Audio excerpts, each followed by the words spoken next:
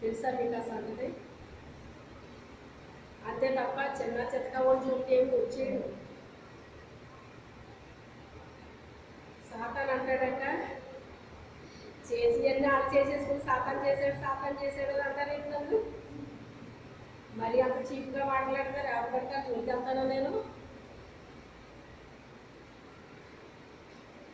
వాడు కూడా ఎవరి జోలికి వెళ్తాడో తెలుసా? సమబుద్ధి ఉన్న వాళ్ళకి వెళ్తాడు. ఎవరు వెళ్ళాలి వాళ్ళ జోలికి వెళ్తాడు, అందరి జోలికి వెళ్తాడు. ఎవరైతే తనకి ఎగెనెస్ట్గా పనిచేస్తున్నారో వాళ్ళ జోలికి వెళ్తాడు. అతని ఎంత నైపుణ్యత ఉంటే అంత అసలు క్విక్గా పరిగెట్టాడు అతను. నాకు చాలా ఆశ్చర్యం అనిపించిందండి ఆ మాట చదివినప్పుడు. అది ఎప్పుడు నేను వినలేదు, చదివినప్పుడు కూడా నాకు బుర్రలోకి వెళ్ళలేదు. కానీ ఒక రోజు అది చదివినప్పుడు నాకు చాలా ఆశ్చర్యం అనిపించింది. కొత్తగా చదువుతున్నట్టు అనిపించింది బైబిల్లో. అంత త్వరగా ఎలా పరిగెట్టాడు ఈ దావీదు? అలాంటి టైంలో మనిషిలో ఎంత టెన్షన్ ఉంటుందండి చెప్పండి. టెన్షన్ నా పని ఆపరచమండి. టెన్షన్ పడతారు, భయపడతారు. భయం ఉండదని కాదు, టెన్షన్ ఉండదని కాదు, కానీ పని ఆపరు. ఆపుతారా? ఆపరు. వాళ్ళు చెయ్యాలనుకున్నది తప్పకుండా చేస్తారు. అతను ముందే చెప్పేశాడు. ఏమని చెప్తున్నాడు? వాటి బలము నుంచి రక్షించాడు నా దేవుడు నన్ను, అలాంటిది సున్నతి లేని ఫిలిష్తీయుడు ఎంతటి వాడు అన్నాడు. అంటే ఆ మాటలోనే మనకు అర్థమవుతుంది ఎంత చీప్గా మాట్లాడాడు. వాడు ఏదో పెద్ద ఇంటి కింద మాట్లాడుతున్నారు ఇంక మీరు అందరూనే, వాడేం కాదు అన్నట్టుగా మాట్లాడాడు. ఎందుకు అంత అలా మాట్లాడగలిగాడు? అతను ఎందుకు మాట్లాడాడు? అతనంతా తరిఫీద్ అయ్యాడండి. ఏమయ్యాడు? తరిఫీద్ అయ్యాడండి. అయ్యి చాలా కిట్గా పరిగి పెట్టాడట. అతను బాడీ మీద ఎక్కి నిలబడ్డాడటండి. అతను వరలో ఉన్న కత్తి తీసాడటండి, ఏకపోసాడట. ఆ పట్టుకుని వెళ్ళిపోయాడటండి రాజుగారి దగ్గర. మీరు ఆలోచించండి. 40 దినాలు ఉదయం సాయంత్రం అతను మాట్లాడే మాటలకి వెళ్ళి కేవలం ముందు పట్టిందండి.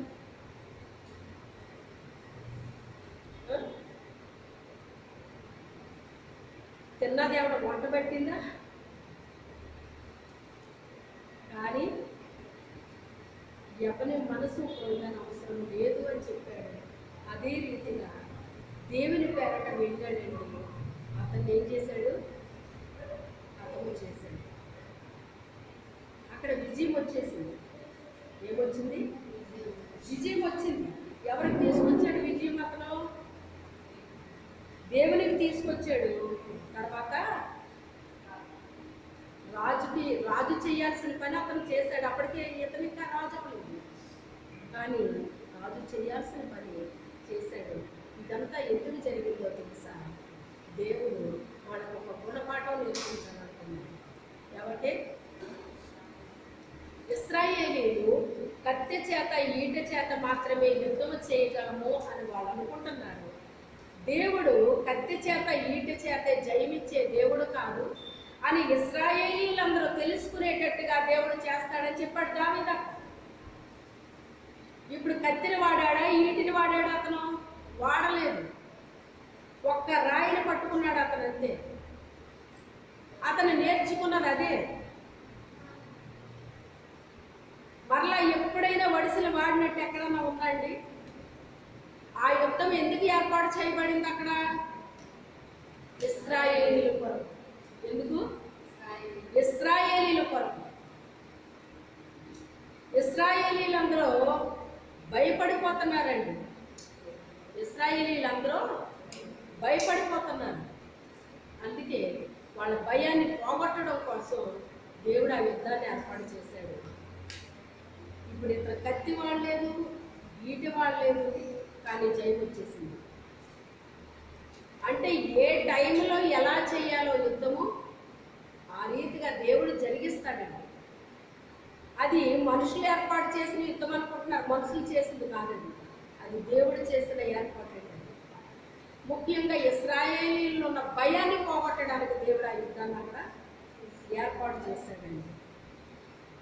అతను యుద్ధము యెహోవాదే అన్నాడు. యుద్ధము యెహోవా చేశాడు, కానీ ప్రత్యక్షంగా ఒక మనిషి కావాలి. ఏం కావాలి? ఒక మనిషి కావాలి. అక్కడ దేవుడికి ఘనత వస్తుంది కరెక్టే, కానీ మనకి కూడా ఏమిస్తాడు ఆయన? ఘనతనిస్తాడు. చూడండి, ఆ గాడిద ఆయన దగ్గరికి వచ్చినందుకు, ఆయన్ని మరి మోయడానికి ఇష్టపడినందుకు ఆ గాడిదకి ఘనతనివ్వలేదా దేవుడు? ఇచ్చాడు కదండి. గాడిద అంటే పొట్టు వస్త్రాల మీద కనబడి పెట్టి ఎందుకు వచ్చింది ఆ ఘనత? ఆయన ఊరేగించడానికే ఆయన దగ్గరికి వచ్చింది, ఆయన మోసుకుంటూ ఊరేగిస్తుంది. అందుకే దానికి ఏమి ఇచ్చాడు? ఆయన ఘనత ఇచ్చాడు. చూసారా, నా గొప్పతనం చూసారా అన్నది అనుకోండి గాడిద, ఇక మరుసటి రోజున అవి ఉండదు. మరుసటి రోజుని ఇంకా అవి ఉండవు. ఆయన మనలో ఉంటేనే ఆ ఘనత ఇస్తాడండి దేవుడు. ఆయన మనం ఊరేగిస్తేనే ఆ ఘనత వస్తుందండి. ఆయన కొరకు ఆయన జీవిస్తున్నాడు. ఇక్కడ దావీదు మనం చూసుకుంటే ఆయన ఆరాధిస్తున్నాడు, ఆయన ఘనపరుస్తున్నాడు, ఆయన మహిమపరుస్తున్నాడు. ఎంత ఘనపరిచినా ఎంత మహిమపరిచినా కూడా ఆయన తృప్తి అనేటువంటిది కలగటం లేదు. ఈనాటికి తృప్తి లేదటండి ఆయన. అప్పుడే కాదు, ఎప్పటికే తృప్తి లేదటండి ఆయన. ఇప్పటికే పరలోకంలో కూడా ఏం చేస్తున్నాడంటే ఆయన ఆరాధిస్తున్నాడంటే. తెలుసా మీకు ఆ సంగతి? భూమి మీద ఏం చేస్తామో అదే పని మనకి అక్కడ ఉంటుందండి. పాడేవాళ్ళు పాడతారు, స్తుతించే వాళ్ళు స్తుతిస్తారు. ఏ పని చేస్తామో ఇక్కడ ఆ పని మనకు అక్కడ ఉంటుందండి, తప్పకుండా ఉంటుంది. అలాగా కృంగిన వారిని ఆయన ఏం చేస్తాడంటండి? లేవనెత్తుతానంటున్నాడు, లేవనెత్తుతానండి. ఇంకొక ఆయన కూడా మీకు గుర్తు చేసి నేను ముగిస్తాను.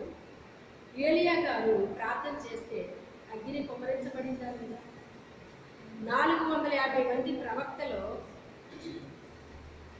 వాళ్ళందరూ కూడా బయలే దేవుడు, బయలే దేవుడు అని ఏకకంఠంతో చెప్తున్నారు. ఏంటి ఇలాంటి వీళ్ళు? ఎంతకాలం వీళ్ళు రెండు తలంపుల మధ్య ఉంటారు? యెహోవా దేవుడైతే యెహోవాని సేవించాలి, బయలు దేవుడైతే బయలుని సేవించాలి, కానీ వీళ్ళేంటి ఇలా ఉంటున్నారు అని చెప్పి ఆయనకి చాలా కోపం వచ్చిందండి.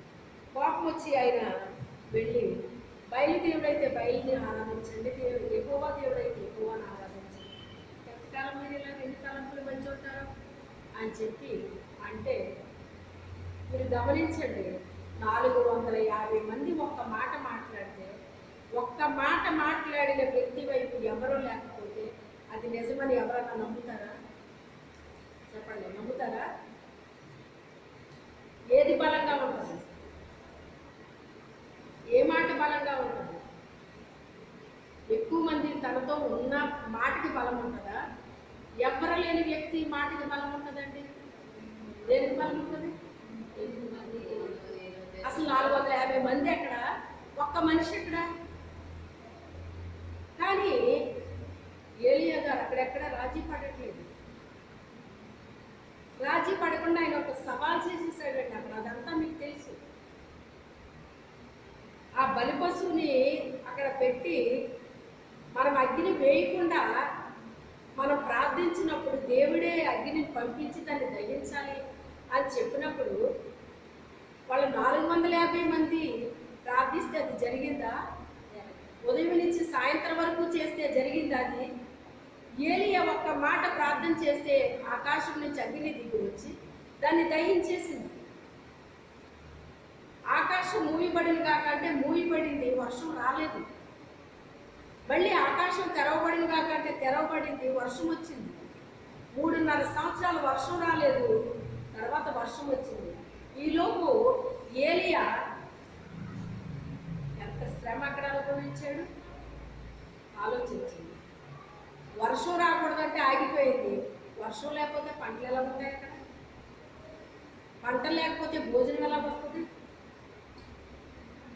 అతను ఎవరైనా చుట్టాల ఇంట్లో ఉన్నాడు అక్కడ? ఏమైనా బంధువుల ఇంట్లో ఉన్నాడా అతను అక్కడ? మరి అతనికి భోజనం ఎలాగా? ఇదంతా ఆలోచించాడు అతను. నన్ను ఎవరు చూస్తారు, నాకు ఎవరు పెడతారు? దేవుడు చెప్పేవన్నీ బాగానే ఉంటాయి, కానీ చేస్తే మటుకు ప్రవక్తల పరిస్థితి ఎలా ఉంటుందో మీకు తెలుసు. అసలు దేవుడు ఏది చెప్తే అది చెయ్యాలండి. వాళ్ళు ఏది చేయమంటే అది చెయ్యాలి. ఏది చేయమంటే అది చేశారు అంటే చాలా శ్రమను ఎదుర్కోవాల్సి వస్తుంది వాళ్ళు. ఎందుకంటే ప్రవక్త మాట నమ్మరు ఎవరు. వేరే వాళ్ళ మాట నమ్మినట్టుగా వాళ్ళ మాట నమ్మరండి. అది నమ్మకంగా అనిపించదు ఎవరికైనా. వెళ్ళి వాగు దగ్గర కూర్చోమన్నాడు దేవుడు. వాగు దగ్గర కూర్చుంటే తనకు ఆహారం ఎలా వస్తుందని ఆలోచన అతనికి ఉండాలి కదా. ఒక్కసారి ఆలోచించండి, వెళ్ళి వాగు దగ్గర కూర్చో అంటే అది ఎంత దిక్కుమాలిన పరిస్థితిలాగా ఉంటుందండి.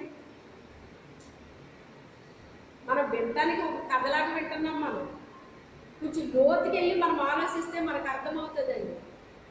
అక్కడ ఎవరు లేరు. అతనికి వెళ్ళి వాగు దగ్గర కూర్చోమన్నాడు. వాగు దగ్గర కూర్చుంటే అతనికి భోజనం ఎలాగా? ఎవరు పెడతారు అతనికి? ఇవన్నీ ఆలోచిస్తారా? ఆలోచించరా? ఈ రోజుల్లో సేవ అంటే అక్కడ అన్నీ ఉంటాయా అండి? అన్ని సౌకర్యాలు ఉంటాయా? ఉంటేనే వెళ్తున్నాను, లేకపోతే వెళ్ళను. మరి అతను సౌకర్యాలు కోరుకుని వెళ్ళాడా? వాగు దగ్గర కూర్చోమంటున్నాడేంటి? ఓ దిక్కుమాలోళ్ళ కూర్చోవాలా నేను అక్కడ అని అనుకుంటే మరి దేవుడి యొక్క పాట అక్కడ నెరవేరుస్తాడండి? నెరవేర్చండి. వెళ్ళి కూర్చున్నాడు. భోజనం ఏమో భోజనం సంగతి తెలియదు. ఆయన కూర్చోమన్నాడు, కూర్చున్నాడు, అంతవరకే తెలుసు. అంతే. కాకులు పట్టుకొచ్చినాయి అంట. కాకులు పట్టుకొచ్చి అక్కడ పెట్టినాయి అంటండి. ఆ కాకులు రోతల్లో మూతి పెడుతుంది. అది చీములు తీసేస్తే అందులో అది తినేస్తుంది. ఏవి పడతాయి తినేస్తుంది. అది అదే మూతతో పట్టుకెళ్ళి అక్కడ ఆ భోజనం పెట్టిందంటే అది ఎలా తినాలో మీరు ఆలోచించండి ఒకసారి. తినాలనిపిస్తుందా మీకు? మీ పిల్లలకి కెలికి అన్నాలు వదిలేస్తే మీకు ఎలాగనిపిస్తుంది? ఒక్కో తల్లి మా పిల్లోడే కదా మా పిల్లే కదా అని తినేస్తారండి. కొంతమంది తల్లిని తింటారు. శుభ్రంగా చప్పగా అయిపోయి ఉంటుంది బాటికి అది పడేస్తారనమాట. అలాంటిది ఆ కాకి ఎక్కడెక్కడ పెట్టిందో మూతి పట్టుకెళ్ళి మనకు తెలియదు. అదే మూతితో పట్టుకొచ్చి అక్కడ పెట్టిందండి. ఇప్పుడు ఆ ఆహారం తప్ప ఇతనికి వేరే దిక్కు లేదు అక్కడ. దేవుడు చెప్పిన మాట చేసినందుకు అతని పరిస్థితి ఎలా ఉందో మీరు ఆలోచించండి. దేవుని మాట వినకపోతే అతని ఇంటి దగ్గరే ఉంటాడు. అతను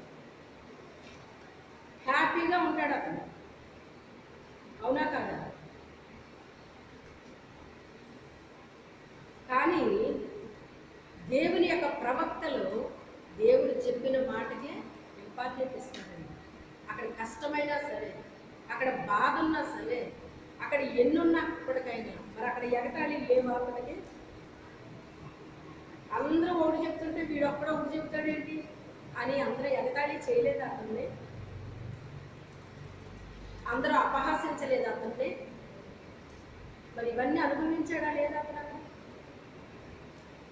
కానీ ఈరోజు భోజనానికి వచ్చేసరికి అతనికి భోజనం సంగతి ఎలాగో ఏంటో కూడా తెలియదు. ఏదో కాకులు తెచ్చి పెట్టినవి అవి తినేసాడు. మళ్ళీ రేపు తెస్తాయో లేదో తెలియదు. రేపు సంగతి ఏంటో తెలియదు. తనకు ఆలోచించట్లేదు. మరి నాకు భోజనం ఎలాగా ఆలోచన లేదు. మళ్ళీ మరుసటి రోజు తెచ్చిపెట్టేయాలి. మళ్ళీ మరుసటి రోజు తెచ్చిపెట్టేయాలి. ఎప్పటి వరకు తెచ్చినాయి అంటే అవి ఆ వాగు పొంగిపోయేంత వరకు తెచ్చినాయి అంటే ఇప్పుడు వాగు ఎండిపోయింది. ఏ నీళ్ళు తాగాలి? వాగులో నీళ్ళు ఉన్నంతకాలం తాగాడండి. మనకి ఇల్లు లేదు కదా అతనికి, అతన్ని ఎవరో చేర్చుకోలేదు కదా. మరి అతనికి ఏమన్నా ఒక వాటర్ బాటిల్ ఉందా? ఆ చెట్టు కిందే ఉండాలి, ఆ చెట్టు కిందే పడుకోవాలి, అన్నీ అక్కడే. ఒక్కసారి ఆలోచించండి. మీరు కూడా కాస్త ధ్యానిస్తూ ఉండండి. ధ్యానిస్తుంటే కొన్ని విషయాలు మీకు అర్థమవుతూ ఉంటాయి. కొంచెం లోతులకి వెళ్తూ ఉండాలి. మీరు ఏదో అలా వినేసి అలా వెళ్ళిపోతే మీకు అంతలోనే ఉంటాం. మనం కొంచెం ఆలోచించి కొంచెం ధ్యానించాలి. అవును, అప్పుడు అతని పరిస్థితి ఏమైంది, ఏంటి అనేటువంటిది ఎప్పుడైతే మనం ఆలోచిస్తున్నామో, ధ్యానిస్తున్నామో, ఇంకా పరిశుద్ధాత్మ దేవుడు అనేకమైన విషయాలు మనకి ఏర్పరుస్తూ ఉంటాడండి. ఇప్పుడు వాగి ఎండిపోయింది. ఏ నీళ్లు తాగాలి అతను? తాగడానికి నీళ్ళు లేదు. అప్పుడు దేవుడు మాట్లాడుతున్నాడు. సారైపత్ అనే ఊరు ఉంది, అక్కడికి వెళ్ళిపోయి అక్కడ ఒక విధవరాలకు నేను ఆజ్ఞాపించాను, ఆమె నేను పోషిస్తాను అన్నాడు ఆయన. ఒక ధనవంతునికి చెప్పాడంటే ఆయన విధవరాలంట. ఇప్పుడు ప్రస్తుతానికి ఉన్నదేంటి? కరువు. కరువులో విధవరాలు ఇంటికి వెళ్తే ఎవరు ఉంటుందండి? ఏంటమ్మా నువ్వు చెప్పిన దానికి నేను లోబడికి వస్తే అసలు నువ్వేం చెప్తున్నావు అని అన్నాడండి. అసలు తిరిగి మాట్లాడాడండి. మళ్ళీ అక్కడి నుంచి 2 పాళ్ళకి బుద్ధి చెప్పాడు.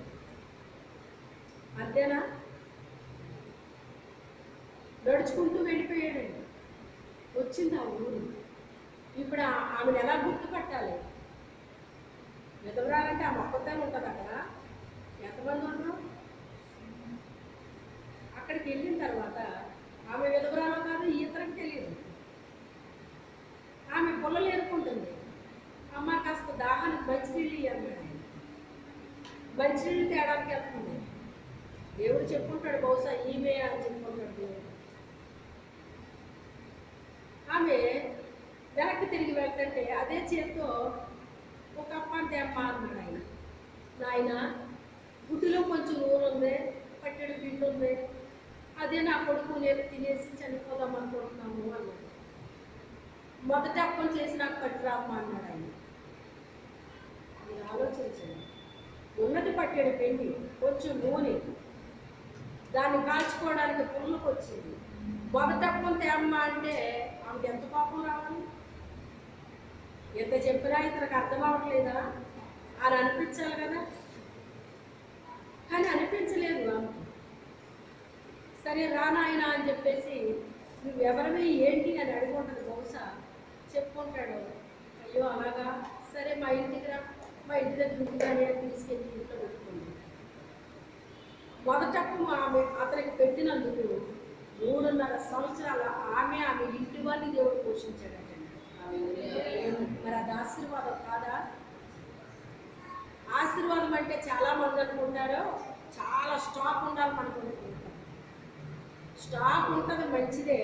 స్టాక్ ఉంటే నీ వాళ్ళందరూ నీకు శత్రువులు అయిపోతారు. తెలుసా నీకు ఆ సంగతి?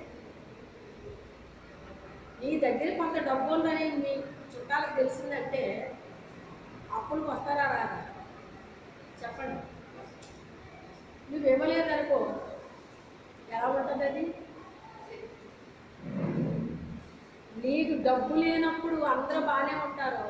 నీ చేతికి డబ్బు వచ్చినప్పుడు నీ రక్త సంబంధులే నీకు విరోధులుగా తయారవుతారు. అవునా కాదా? ఎంతమంది అనుభవాల్లో ఇది ఉంది? అలే చెప్పండి. కరెక్టేనా? మీకేమీ లేనప్పుడు ప్రేమిస్తారండి. అన్ని దేవుడు ఇచ్చాక మనశ్శాంతిని కోల్పోతారు. అన్నీ ఉంటాయి కానీ ఏముండదు, ఉంచడం. అందుకే ఆమెకు ప్రతి దినము ఆ తొట్టులో పిండి పెంచాడు కానీ దేవుడు ఆవిడికి కొన్ని డ్రమ్ములు నూనె, కొన్ని బస్తాలు పిండి ఇవ్వలేదు. ఇచ్చుంటే